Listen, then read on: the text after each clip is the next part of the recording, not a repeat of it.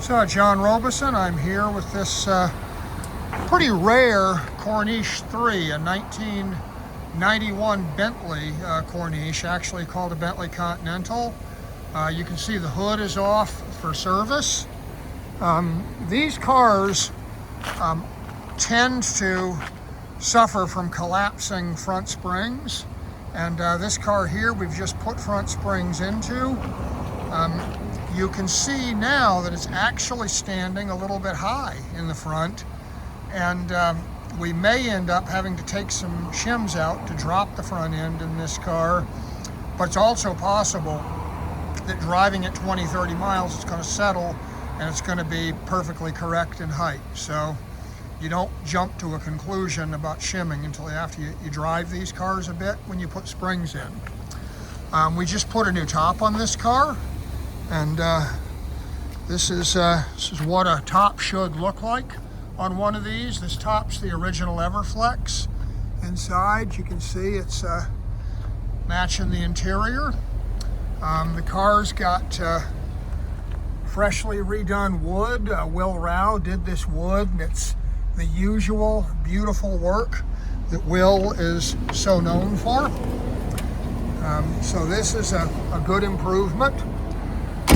Under the hood here, or where the hood used to be, you can see you've got new bushings and such in here. That's all redone. This car was leaking a lot of hydraulic fluid from the pumps. There's one pump. Here is the other pump. It's hidden under these electrical connectors. Both of the pumps had broken O-ring seals, so they were pouring oil. This car was actually missing the thermostat housing gasket, and we thought the gasket was blown, but it actually wasn't even there. We've done a water pump on this car because the seal behind it again was broken, and the front hub seal was starting to leak. One thing that we do on especially rare models like this is we'll use genuine Bentley branded belts, and I wish I get it there. I think maybe you could kind of see it there. The Bentley brand is printed in clear text on the belts, and I just feel that that's a nice sign of quality maintenance on one of these cars. So we've gone through that. We've got some adjustment of the fuel injection system. Here you see these gold relays. Well, those are nice in the sense that they're authentic and they're not corroded, but these relays, 30 years old, are not reliable anymore. So we will replace these, and the replacements are the gray plastic Bosch units that came along later, and you can see these relays are all through here. We always check in here to see if rodents have gotten into the wiring, and in this car that's all clean.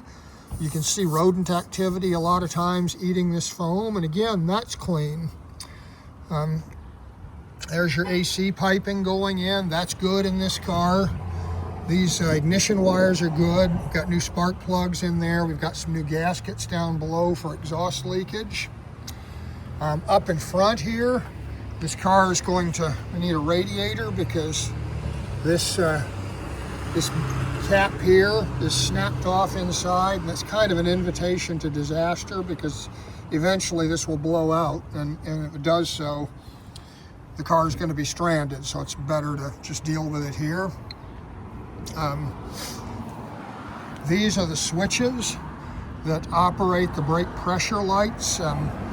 These are actually often forgotten when bleeding the system, but you see there's the bleeders. If you don't bleed these, the system will never work right no matter how much you bleed it out there at the wheels.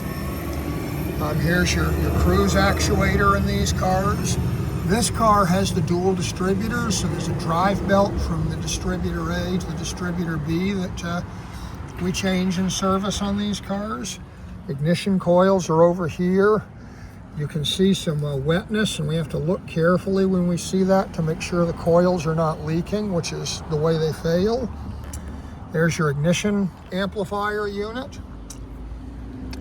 And I think that covers a lot of what is under the hood.